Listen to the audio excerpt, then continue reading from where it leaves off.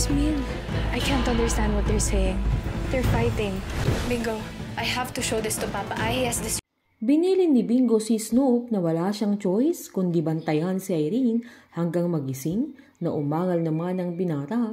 Sabay nagpaalam na si Bingo pero giniit ni Snoop na alangang dadalawa sila sa loob ng kwarto niya na giniit naman ni Bingo na mas pangit kung tatlo sila na yun din ang linya ni Snoop.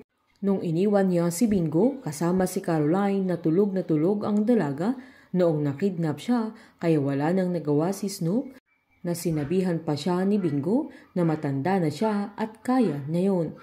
Habang nagpalipas naman ng gabi si Caroline sa labas ng bahay ni Aling Cathy na humihilik na ang guard niya pero hindi makatulog ang dalaga dahil madaming lamok na sinisilip pa siya ni Aling Cathy pero tiniis ng matanda para na din kay Caroline at parte na ng training niya.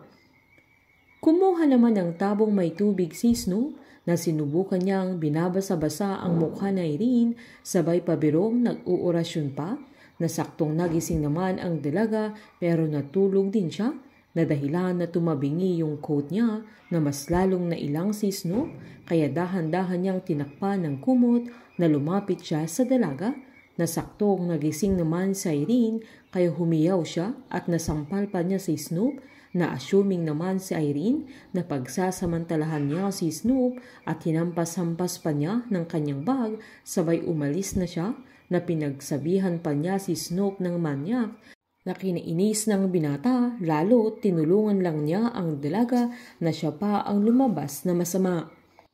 Habang gumagawa naman si Bingo ng crime board na parang ginawa nila noon ni Caroline nung iniimbestigahan nila kung sinong mastermind sa pagpapakidnap sa dalaga.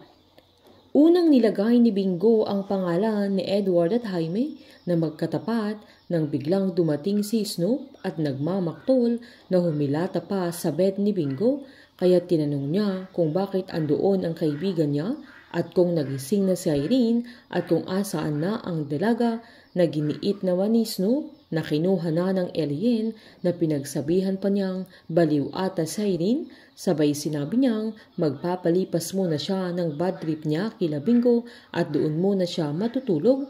Sabay napansin niya ang ginagawa ni Bingo at tinanong niya kung ano yun na agad namang sinabi ni Bingo na crime board at agad sinabi ni Snoop na yun ang epekto sa kanya ni Caroline.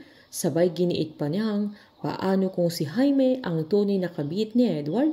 Sabay sinaad ni Bingo na kaya binibigyan ng envelope na may pera para pagtakpan yung tunay nilang relasyon na sinabi pa ni Snoop na baka panakipbutas lang si Liv pero nagtaka sila kung bakit papakasalan pa rin niya si Bettina.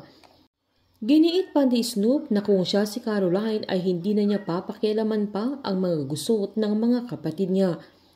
Sinaad ni Bingo na iba si Caroline na pabirong sinabi ni Snoop na alien si Caroline kaya giniit ni Bingo na sasabihin niya sa dalaga na sinabi yun ni Snoop pero binawi din ng binata na patawan niyang sinabing may 5K pa siyang parte kung sakaling mapatunayan nilang kasabwat ni Edward si Jaime. Dahil sa pagsasanib puwersa nila Caroline, Bingo at Snoop ay mananagot ang tunay na may sala. Painit ng painit ang mga tagpo, sabay-sabay po nating subaybayan ang advance episode ng Can't Buy Me Love dito po sa aking channel. Patuloy lamang po manood at mag-subscribe para ma-update po kayo sa mga susunod na episode. Marami pong salamat.